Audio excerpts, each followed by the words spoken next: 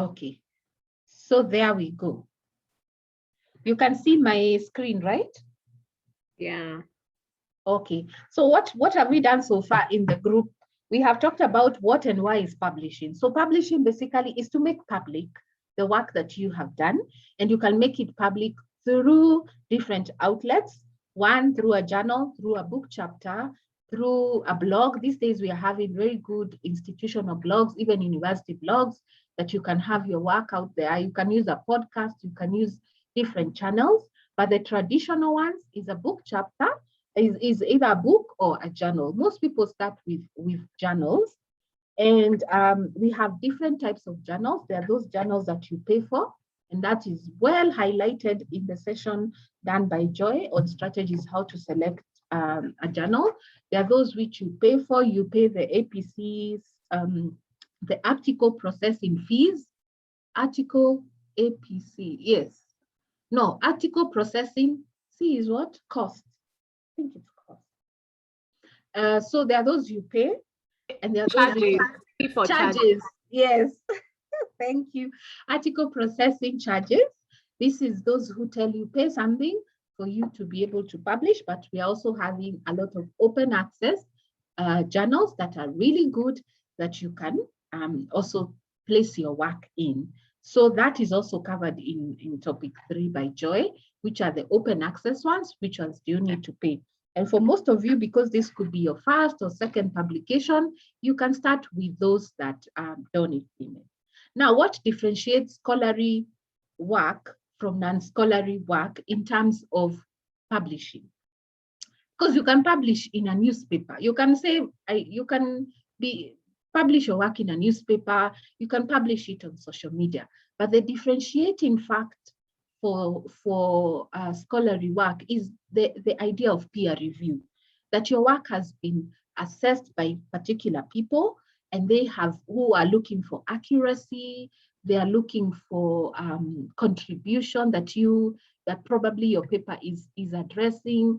They're also looking to make sure that what you're calling knowledge, because why do we do research? We do research to produce new knowledge, to produce or to extend knowledge.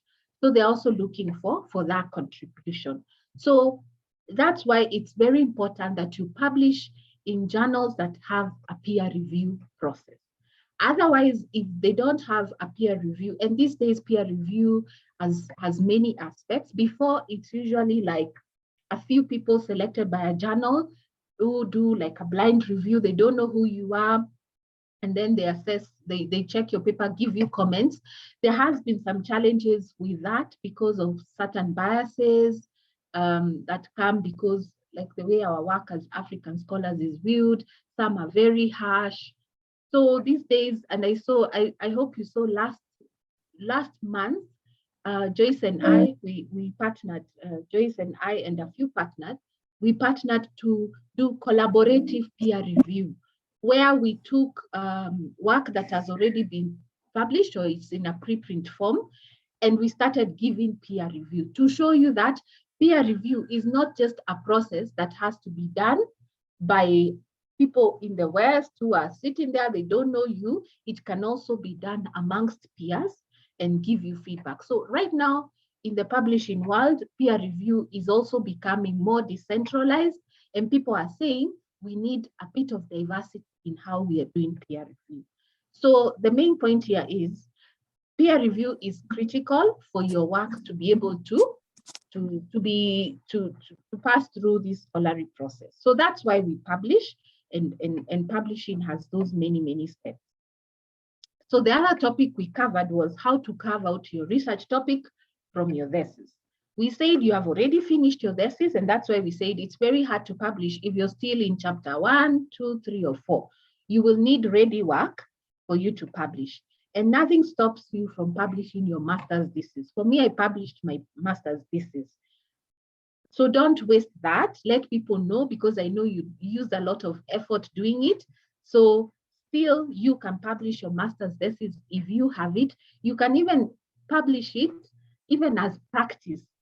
For example, those of you who have said you're at the PhD proposal stage, like Isaiah, you can say, even if I'm at the PhD proposal phase, maybe before I reach the part where I'll be publishing 2 journals, maybe I can start practicing publishing using my master's thesis.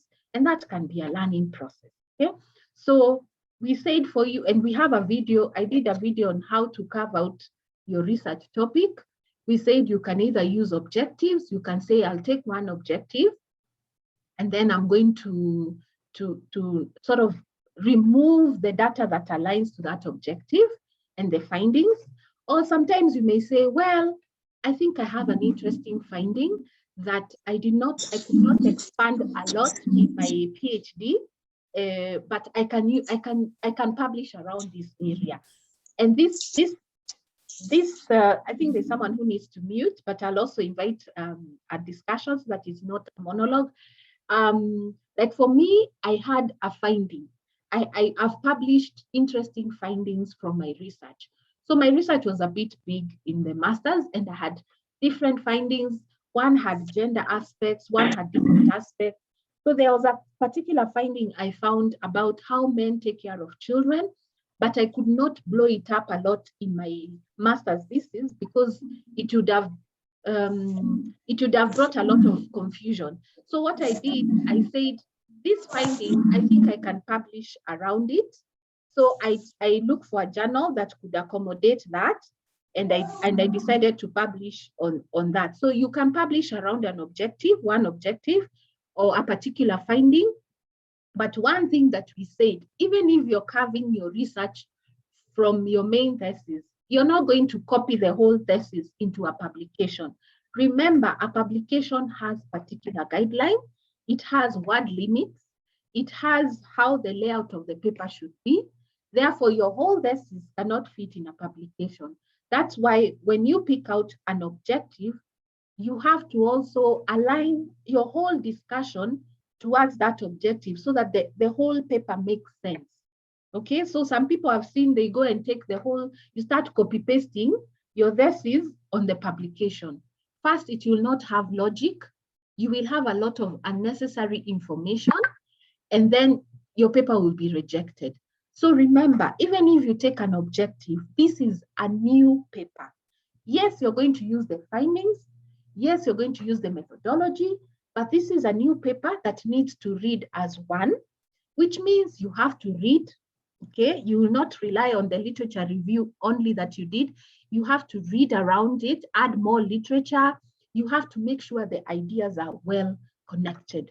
So remember, even if you're carving, it's like taking a baby from the mom, but remember this baby has its own life. Okay, it has its own life. You're not going to copy paste things from the mom. It has its own life. And then you have to make sure that you're aligning to the journal guidelines. Okay. So I did a small video on how I managed to carve out a big research, because me, I did four publications from my master's thesis. Okay. So how did I do that? I have explained. And then finally, what we have done again in this group is strategies of journal selection. And there is certain assignments that are for all of you. I don't know if you've done them. If you've not done them, don't worry. We are going to work with you and keep reminding you. One, this session was carried out by Joy. How do you go about selecting a journal? And we said people need, first of all, to understand that it's not only about publishing, it's also making your work visible, because you know you might be publishing and no one is even using your work. So Joy suggested these 5 sites that all of you need to be registered on Research ID, ResearchGate, ORCID, Google Scholar, and H-Index. So please find time to log into these sites and register yourself there, so that even when you publish, you can place your work there. It's good to see people citing your work and using your work. So please make sure you're registered on those sites. Then how to select a journal? There is the site called Think, Check, and Submit. So please go there so that it's a very good space where you make sure that you're actually publishing in a non-predatory journal. But in the presentation Joy made, she actually did very well, because she gave us sites which are non-predatory. they have already been accepted. So your work now is less because you just need to go to those sites, the presentation and the recording and the slides are on our page. So you go listen, just say one day, one afternoon, I'm going to listen to Joy's presentation from head to toe. And today my aim is to select a journal to publish in, okay? Then she also said there is an open access where you would not need to pay. For example, Dimensions. Dimension is a good site which has journals which you can publish in and you don't have to pay, okay? But she said, if you are in a Kenyan university and would like to make the full use of Dimension site, please go to your librarian at your university and ask them for login details of a site called Research for Life, because Kenya is a Research for Life member, and they are going to, once you are given those login, you'll be able to see more specific journal based on the topic. You'll be able to see how the citations of that journal. You'll be able to see so many things that can help you select the best journal for you.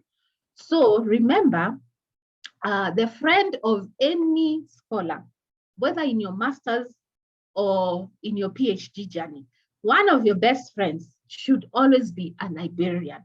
You have to have the number of a librarian in your phone book, because they are part of your journey, because they lead you to where to access journals to read, and they can help you now with the Research for Life login details, okay?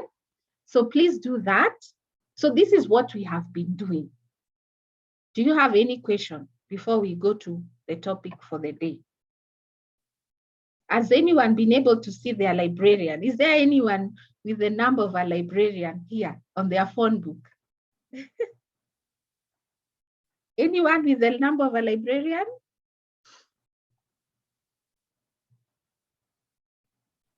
Oh, full screen. Okay, sorry, I didn't see that, Joyce.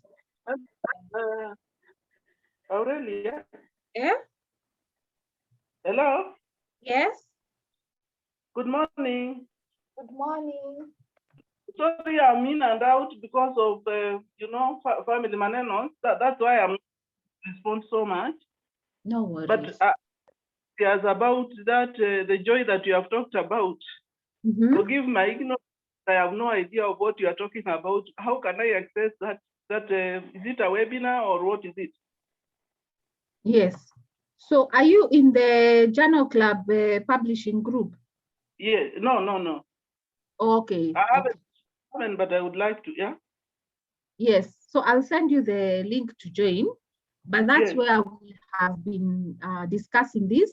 Once you listen to the webinar by Joy Owango from Training Center in Communication, it will become clear where all this is coming from.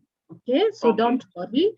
Even as last week, we even tried to listen to it again to understand. Okay, thank you. Yes.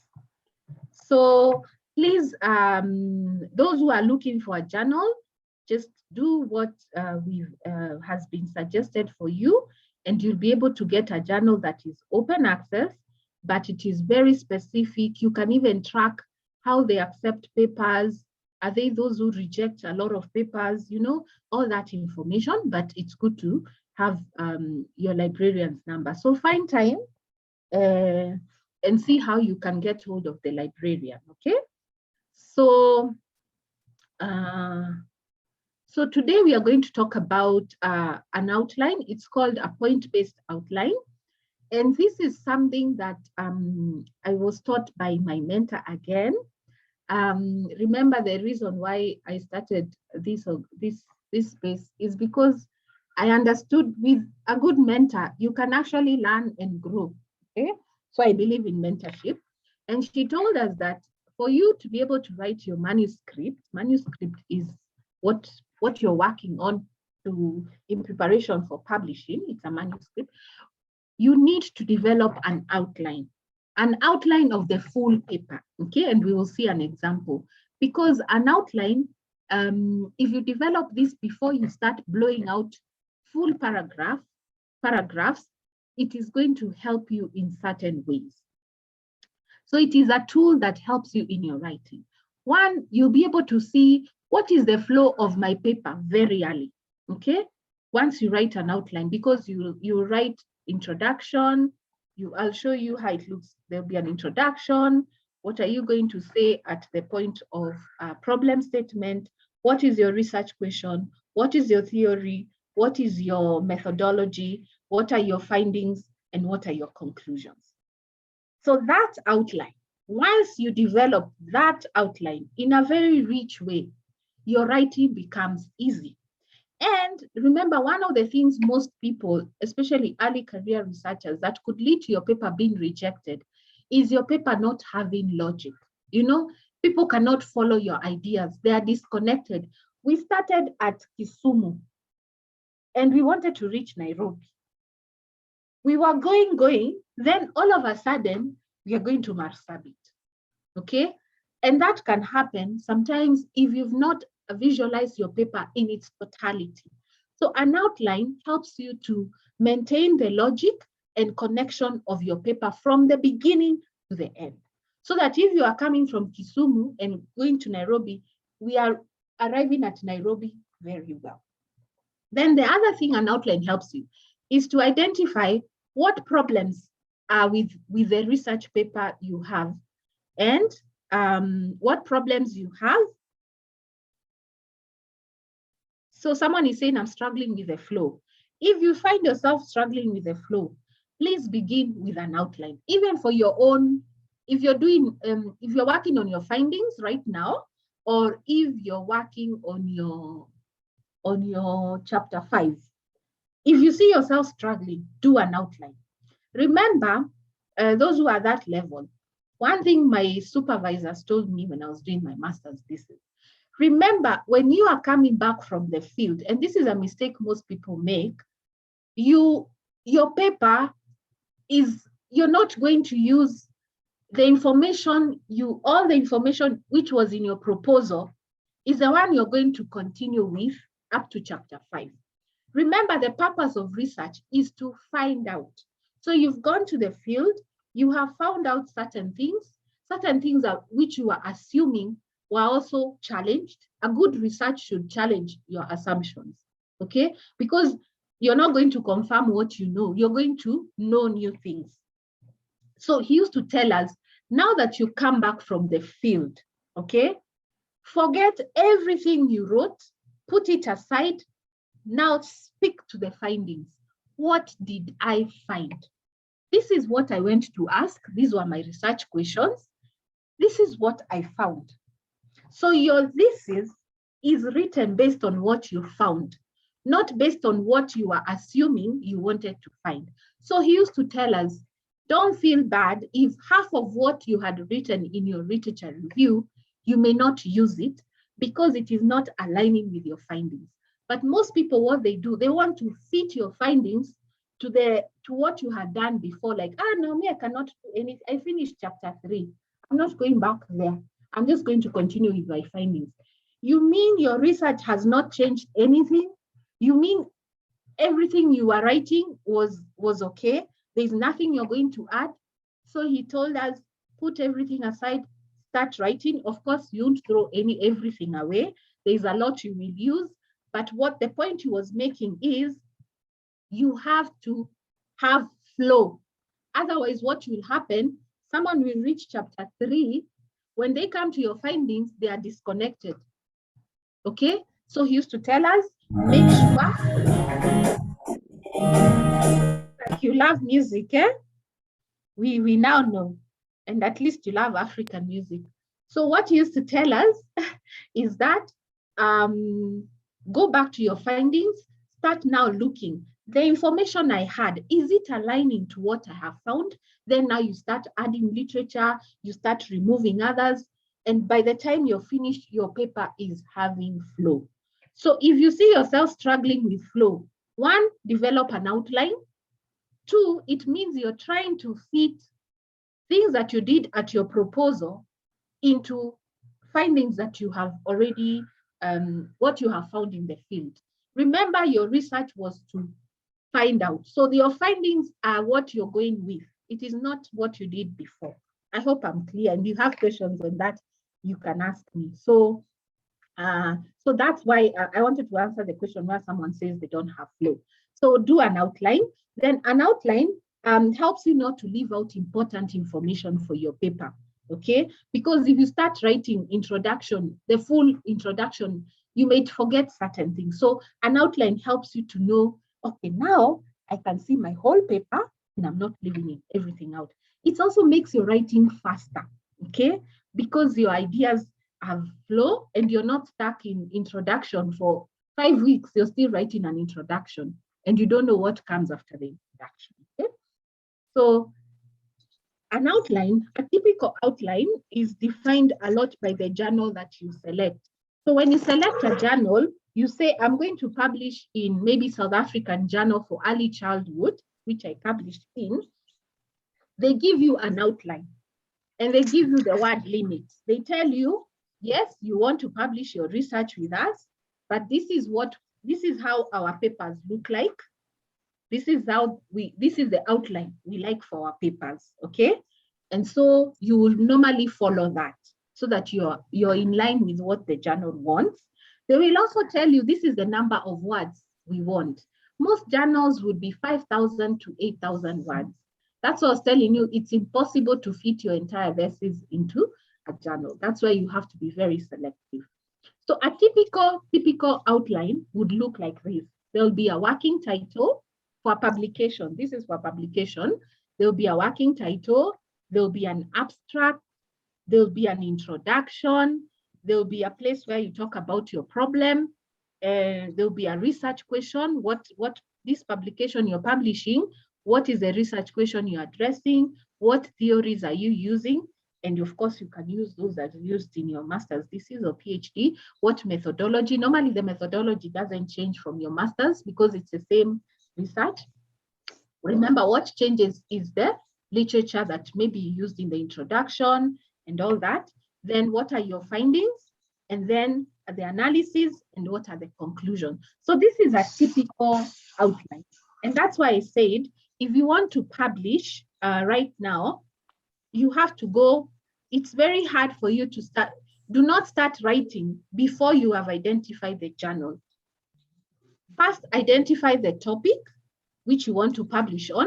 Maybe one of your objectives was about maybe performance of teachers. So you say, okay, I'm going to publish only on performance of teachers in blah, blah, blah.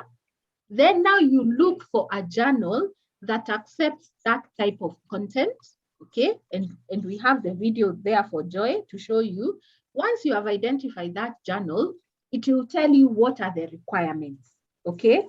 Now you can start writing. But if you start writing without looking for the journal first, you will do double work because you don't know the referencing style. You don't know how they like the outline of your papers. You don't know about that journal. So choose the topic to help you select the journal.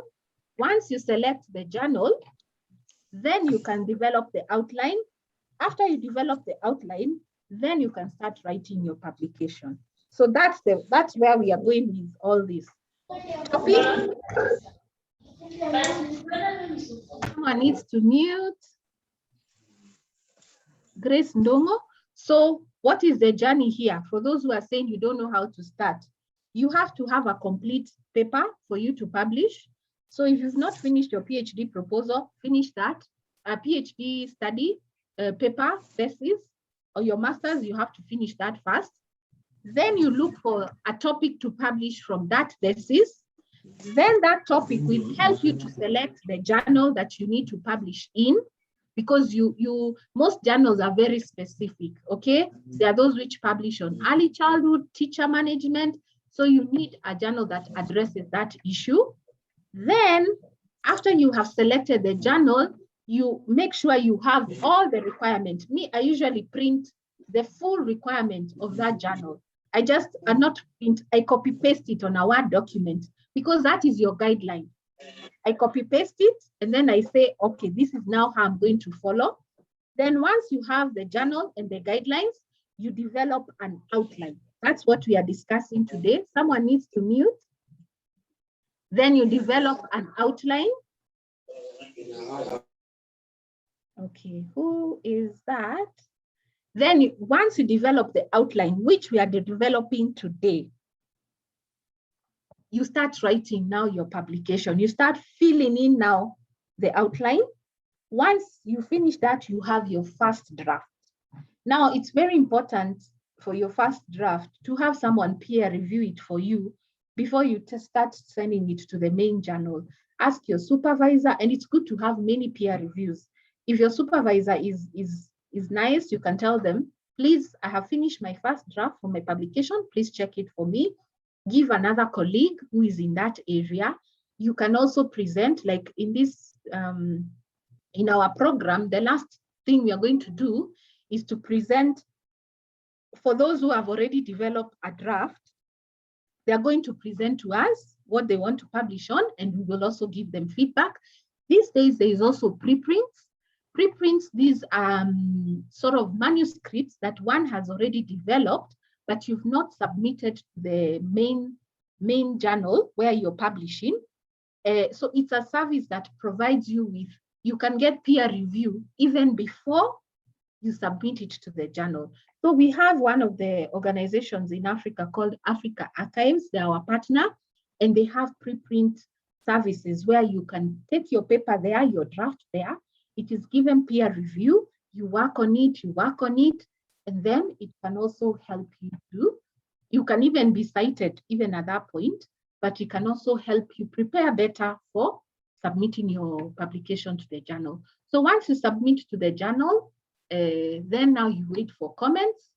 Sometimes they may reject your paper, which is often not possible if you have allowed many people to see your work. Or sometimes they may say, correct this and that. Once you correct and they are happy, then you get published. So that's the journey. That's the one we are following now. So today we are doing the outline. So a normal journal will require you to have these subtopics, okay, before you publish. So how then do we develop a point-based outline? So, and I'm going to show you with an example of one of my mentors, the ones they developed for a paper they were publishing, for a book chapter actually with Routledge. And then you can see how she developed that. So remember, every publication you're making has a working title. So your outline needs to have a working title. Why do we call it a working title? Because as you continue writing, you may find the title you thought is not really fitting very well with what you have written. So always remember, a title is not stuck. It's not, Dr. Uma usually says, don't wed your title, like put a ring on it. You can't divorce your title. It can always change, even for your own master's or PhD thesis. The title which you wrote in proposal surely cannot be the title which you're going to maintain once you've already done your research. If it's the same, there could be a problem because the findings should have informed something anyway. Then there is an abstract. Next week, we will also talk about scholarly writing, and we are going to look at an abstract. How do you write an abstract for a publication? Normally, they say 250 words or 300, and it's very important then to be very concise and to the point, okay? When you're writing an abstract, it has certain parts that need to be there, and we are going to discuss and also try and write our own abstracts and see for those who are at that stage. Then now, in what you will see in the paper I'm going to show you by Dr. Eliza is how in each of those sessions, these sessions that I've shown you, how did she develop a point-based outline, all these? And one of the things that you will see she's doing, she's in every section, introduction, methodology, she's writing, what am I going to write about at the introduction? What literature are you going to use, okay? I'm going to use the work of, I don't know who is a famous scholar, maybe for those in development, it could be Robert Chambers. I'm going to start my introduction with ideas of Robert Chambers. I'm going to start with the ideas of, I don't know who, you can give me a name. So you will choose what literature you will use at that part. And then also the number of words. Remember, if it is an 8,000 page publication, you need to distribute the words count very well. One of the things my mentor told me, do not have a lot in the introduction and very little on your findings. Remember, your publication is to make public your findings. So she always told me, dedicate a lot more time on your finding section, a lot more words, because that's what people are there for. People are there to find out, what is this particular person? Even you, when you look at the journals that you're using for your literature review, you usually scan the introduction very fast, and then you say, okay, this is the question they were asking, so what did they find? So if your findings are very little, you've maybe from 8,000 words, you've only put 1,000 words for findings, then you're doing yourself a disservice. So make sure when you're doing the outline, you can say maybe introduction, I will use 300 words, then methodology, not too much. So that's what you will see. Eliza, in the paper I'm going to show you, she has not shown the number of words, but I've used it before and it really helped me. And also writing the reference. What literature are you going to use? Sometimes when I'm doing an outline, I even write the full reference so that I don't go back again to look for it. So I say, if it's Robert Chambers, I even write the full reference, the full paper I'm going to use, for example, in the introduction. Okay, so that's what we want to see today. How do you develop that outline so that it can guide you before you start the actual writing of the full publication? I have talked so much. I'm now going to go to show you, but can we have a discussion? What is your main takeaway so far from what we are discussing? And if you have any question, please feel free before now we go through the outline. Ruth is saying, please recap on the title being different. The title being different means that, remember, when you are writing your master's thesis or your publication, you've not written the full paper, right? Sometimes you don't have the full paper. And when you're now reading the full paper, you might decide, okay, there are certain things that I'm getting that this title, which I had thought, is not bringing out things very well. So you may say, and that's why also the abstract, we write it as the last. Remember, we write the abstract as the last thing, because it is a summary of, it is sort of, it captures what you have written. But then you may realize, the title I had chosen for this journal, it's nice, but there's a way I have gotten new insights when I was writing that this title is not fully capturing what the meat, it's like the container is not aligned to what is in to the content, okay? It's not really capturing everything. I think I need to add maybe something or a concept that needs to come out more clearly. So that's what I mean, Ruth, that don't, even for any work you do, make sure everything is aligned, okay? Keep checking, is my title fitting in? Could I be writing a title of going to Kisumu? The title is about Kisumu to Nairobi, but finally what I have written is Kisumu to Marsabit. So that's what I'm meaning. Making sure you keep checking the alignment.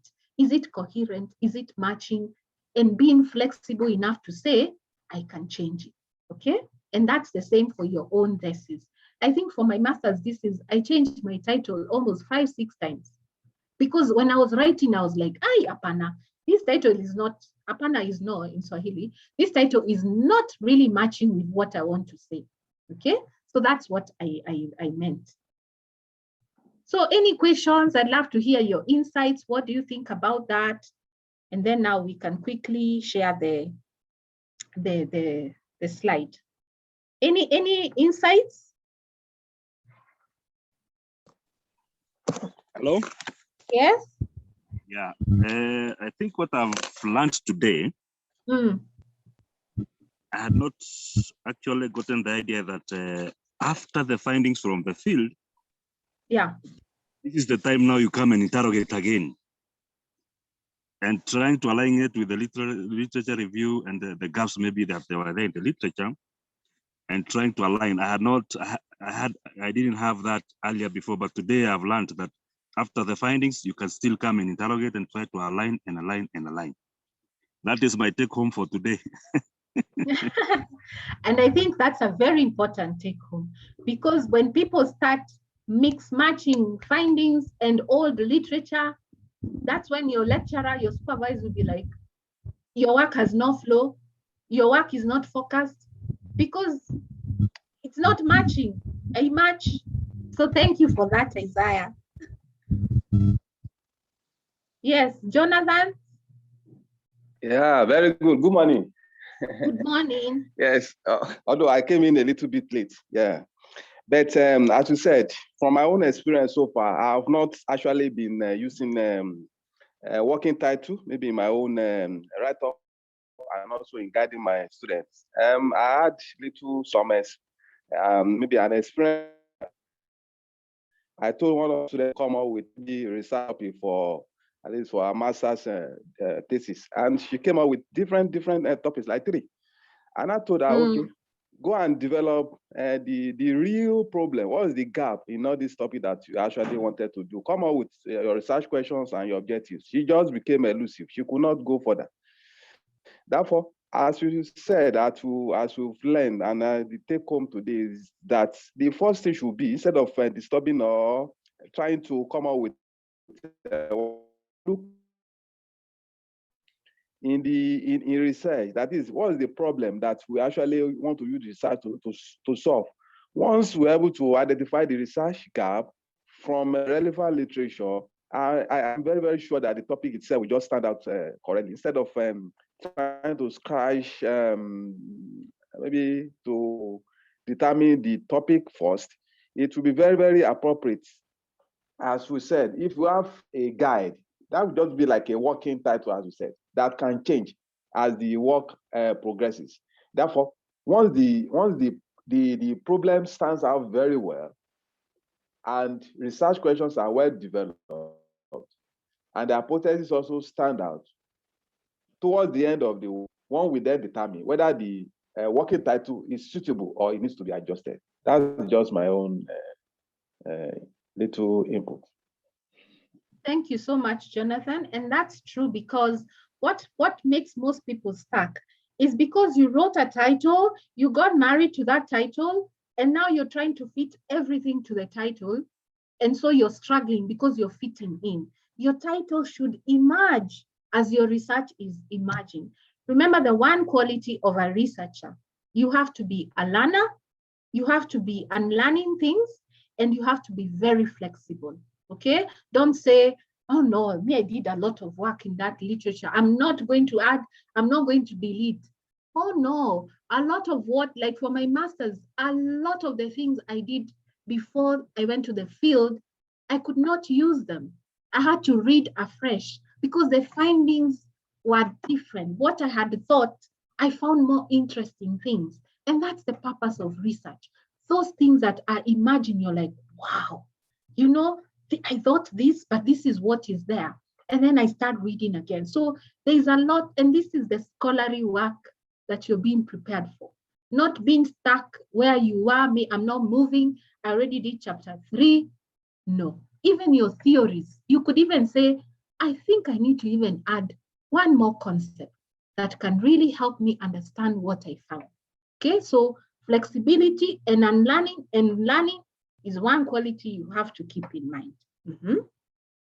So thank you. I've seen most. Okay, thank you, Jace, for joining us. So lesson for Okumu is so more words and emphasis should go to the findings in the abstract. Okay. I'm not sure that lesson. What is the lesson there, Okumu? More words. You can maybe make that a bit clear. I'm just saying that the emphasis that you made, that in the abstract, a lot more needs to be written around the results and the findings as opposed to writing on the methodology and the literature. Actually, I meant the full paper. Okay. Paper, yes. But even the abstract has findings, but your publication paper, we should not have 3,000 words in introduction, 1,000 in your findings. Remember, people are reading your paper for findings. So Yes. dedicate more time in your publishing paper on that, okay? So Thank that you. is good. Mary says, my way forward is to finish my dissertation. Yes, you cannot publish if you've not finished your research. But as we said, if you already have a master's thesis that you did a good job at, you can also start publishing with that one. Nothing stops you from publishing as you write your thesis if you have time, okay? So let me just quickly show you, because I think time has also gone a bit. Let me now show you how Elizabeth did her point-based outline. I don't know if you can see it. Can you see it? Can you see it? Can someone tell me if they can see it? It's coming up. It's okay. Yeah. Okay. Yes. It's up now. Okay, so this is Elizabeth Ngutuko. Most of you know her. Eliza, she's now Dr. Eliza. She works, once she finished her PhD, she got a summa cum laude, and now she works with the LSE, London School of Economics. So she's my mentor. I think one day when I read her work in my master's, I was like, well, I have a long way to go. But she's an amazing mentor and writes very powerfully. So this was her point-based outline, which she did for a book on Routledge. And you see all the things I was telling you are all there. And so this is the title that she was using, Small Stories of Child Poverty from Kenya, Recovering Child Voice from, anyway, so you get the point. You need to have a working title, which also, the working title also, because if you also don't have a title at all, you may lose the big picture of your research, okay? So even she had the working title. Then she also did, so this abstract is very long, and I'm sure normally it's usually 300 words, but I think she put a lot of information here, which she will come and summarize, okay? So in her abstract, she also made sure that she's putting information on what will I put in my abstract. And next week, we are going to see the key components of an abstract. So she made sure that, because it's good, because the abstract is a summary, it's good to, when you have your now what you want to publish, it's good to say, okay, if based on the abstract, what will I put there?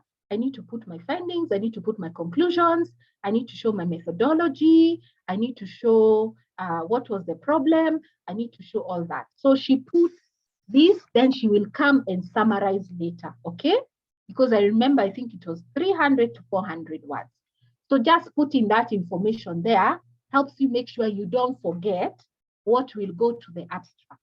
Remember, one thing we said about outline, it helps you not to miss out information. So she put it there, then she'll come back to work on it. So in her introduction, she began by saying, what will she talk about in the introduction? Okay, she will talk about child poverty and the context in Kenya and why addressing this is important, okay? So for your paper, it could be something, another topic, of course, it could be another topic. Remember what I said, for me also what I do, I write also where with the literature that I'm going to use in the introduction, okay? And I also write sometimes the word count.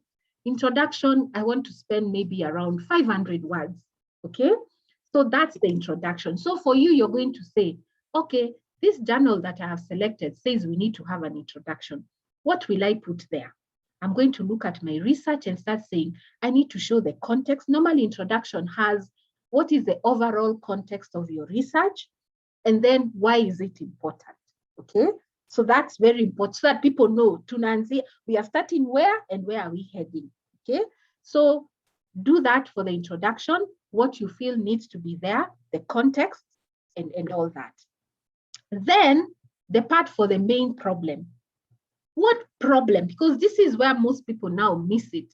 Because people will read your paper, they're like, okay, what exactly is this paper about? What problem then is this research trying to address? Or what are they trying to study?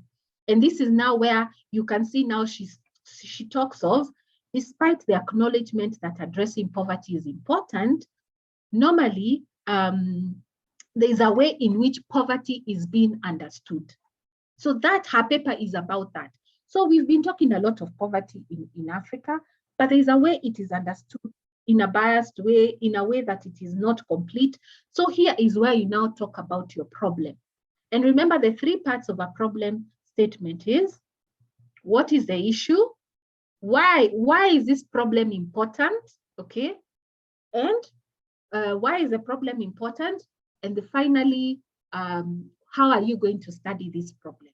Okay. So making sure that, and I'll share with you after this, not the one which is filled, but the one that shows you introduction. Maybe you can put this in your problem. Maybe you make sure you have the what, the why, and how. So I'll give that to you. But I wanted to show you a real life example of how someone developed their outline. So then she said, I'm going to talk about the dominant notions of poverty, what is happening in that area. So then now you put, as I said, for me, I put the literature and also the word count. Remember, this is a very important part of your research. Whenever you're reading a journal, you always come here. Okay, what is the problem that this paper is trying to understand? And if you miss that, you'll be like, okay, I can't use this. Okay. And for you, people have to be very clear. What problem are you trying to address in your paper? And here she comes and says, what is my research question? Okay. And then now she develops. And you see, the outline is not the writing. It's just the key things that are going to guide you. Okay. That are going to guide you in what you want to say in that particular part. So now here she says, the aim of my research is this, and this is the research question I'm going to ask, okay? Then now you put your research question there. Why this is important is because people will now, even for you when you're writing, you will not start confusing where is the research question, where is the problem. It will be very clear to you. And so then now you move that. Then now you go to what theories am I going to use when I'm writing this publication? Like now using narrative inquiry and maybe micropolitics of, and you can see she's also said which readings. I'm going to use a Desirian reading, which includes this and this. And then this one, narrative reading, I'm going to use the work of this and this. So then now when you write your theories, you will not have confusion when you start writing because it will be very clear.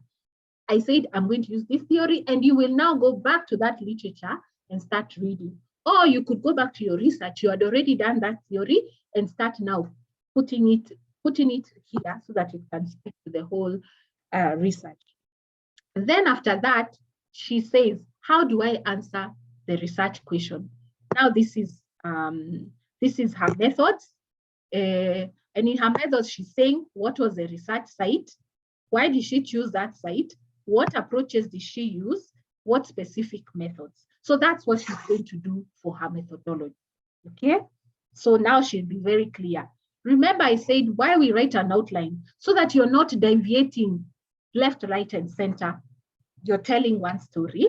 And then now she goes to, in qualitative research, there's what we call reflexivity, how you're positioned, being very clear how you're positioned and the ethics around how you're positioned in your research. So even that she talks about. And then now she goes to findings. What is she going to write on the findings, okay? So there she writes about, I'm going to write finding 1, 2, 3, 4. And that is what you will stick with. Of course, unless now when you're writing, you're like, oh, okay, maybe this is too much, or maybe I need to add something. So she already knows what she's going to write her findings on. And for me, I always say you can remember when you're writing your findings, you have to add literature because you're using literature to analyze, to expand what you're saying. So sometimes for me, I also write what literature will inform which finding. Finding 1, finding 2, what literature do I need to do? Then finally, then she writes the conclusion. What am I going to conclude in this paper? So when you look at Dr. Eliza's paper, when now she comes to write, having gone through, because a point-based outline takes time, because you're looking at what will I write this part, what literature am I likely to use, and what findings and what maybe what count I'm likely to use here. You can imagine her when she starts writing this publication, and someone who starts writing the content from paragraph 1, they start writing the introduction without knowing how the whole paper will flow. Who will have a hard time? Okay. So for Dr. Eliza, once she starts writing, she already knows her introduction. She knows where she'll go to read. The other one who has not done an outline, they will be stuck at introduction. Now, what do I say here? And the chances of losing logic are very high if you don't have an outline. Okay, so this is a point-based outline. As I said, I will sort of give you an outline with a few things that could come at the introduction, but it really depends on your paper and the journal you're publishing in and what needs to come out clearly. Then when you prepare this, trust me, this is what I do for even the publication I was doing this year. This is what I did. And it became very easy, and I had good flow with the paper from head to toe. The story is one. We are not having 30 stories in one publication, okay? So that's what I wanted to show you. I don't know, what are your thoughts? We are about to conclude about an outline, about developing an outline fast before you start writing. And I would recommend this even for those who are doing your thesis. If you come to the field and you're having a lot of challenges in starting to write your chapter 5, go back and say, okay, let me do an outline. What will be in my introduction of chapter 1? What will be, so that now you are aligned with what you have found in the field. So this can also help you. So does anyone have any question, any reflection on developing a point-based? Do you think it's useful?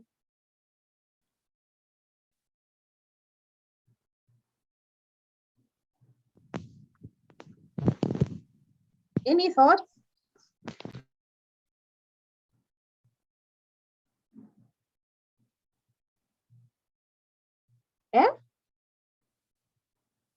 No thoughts? Yes, Jonathan. Please unmute and just say, do you Yes, think I it's think possible?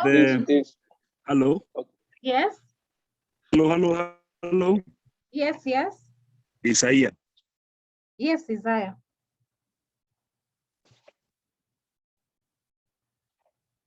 Please go ahead. Have you muted yourself, Isaiah?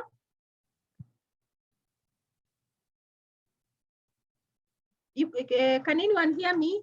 Who wants to speak? Give me a minute.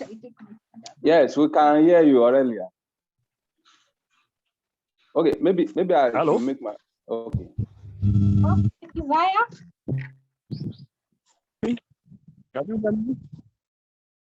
Yes, we can hear you. Can you hear me? Yes. Yes, I think the whole.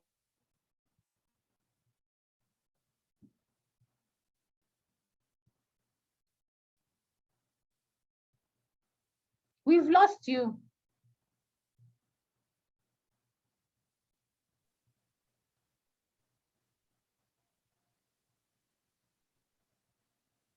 Good morning, Aurelia.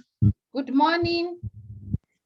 I think you are very helpful in what you are telling us about making an outline. Mm-hmm. Actually, now I'm going to find my way out, because I was wondering, how am I connecting my finding? How do the stories you are saying that you could be having so many stories in your work. And now thank you, because now I have found a path to follow about making an outline. Thank you. Yes. Thank you, Mary. Anyone else with a reflection before we finish? Yes. Let me. Now it's very, very, as you said, the war will just be one. It will help to avoid disjointed views and disjointed writing, and also it will also help towards having a right conclusion, because I usually find it difficult by the time to conclude my work. But with this outline, the thought will be one from the beginning, and also it also nosedive to the conclusion, so that the conclusion also will come out, because as we all know that the abstract and the conclusion is the most read part of any article. And if these are not well done, the audience will not find it interesting to read the article at all. But my take is that maybe I didn't follow through the outline that you displayed. Can the same outline also be done for literature review section? Possible to have outline for literature review section? I think you can use it, especially where you're struggling with what literature to read. You see, what the outline does, it helps to organize your ideas so that there is a flow. So if you have a lot of literature review to write, you could say, let me just do an outline of my literature review. What literature am I going to consult? Which one do I start with? And how does it connect to the next, So I think you can, although it's more used for helping you organize a full paper, but I think you can find a way of also organizing your literature review so that you're not also deviating, because you can do a literature review that is full of different things that are not connected. That's nice, correct, thank you. Okay. So anyone else? So I think, so my call to you is, the outline takes a bit of time to develop, because as you see, it has to have logic. If there is no logic in your outline, trust me, even your paper will not have logic. So spend more time, develop that outline, then now your writing will become easier.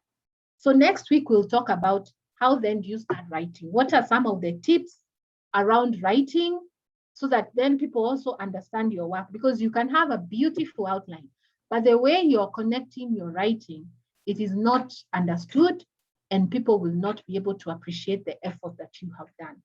So my call to you today is, develop an outline. If you're struggling with your thesis, even your master's, your PhD, do an outline. You're back from the field, say, is chapter 1 connecting with chapter 3? Is it connecting with my findings? If you find disconnection, align it. Never feel tired to align your work well, because this is work you have done for years. And you don't want it to be dismissed. People cannot use it. They're like, oh, what kind of paper is this? Just do good work, even if it takes some time. Let you be known for good work. Okay. So I think what I'll share with you is an outline that shows a bit more what maybe you could put in your problem statement, what maybe you could put in your methodology, what needs to always come out in your methodology. So I'll look for that and share with you. Then it can guide you in developing the outline better. Okay. So I think we are done. I just want to wish you a good time and good outline writing. For those who are looking for a journal, as I told you, we have a process. Yes. Mm-hmm. Excuse me. Yes, please. Excuse me. Yes. Hello. Yes. I was requesting that you provide us with Elizabeth's work. I was asking, is it possible for you to share with us Elizabeth's work? I need to ask her for permission to do that. And yes, even if there is no, if she declines, because maybe she may think, oh, it's not the best to share, and still share with you the components of an outline and what needs to come under each subtopic. Yeah. So I think that also will be useful. Yeah. Okay, Sawa. Okay, thank you. Bye-bye. Thank you for joining.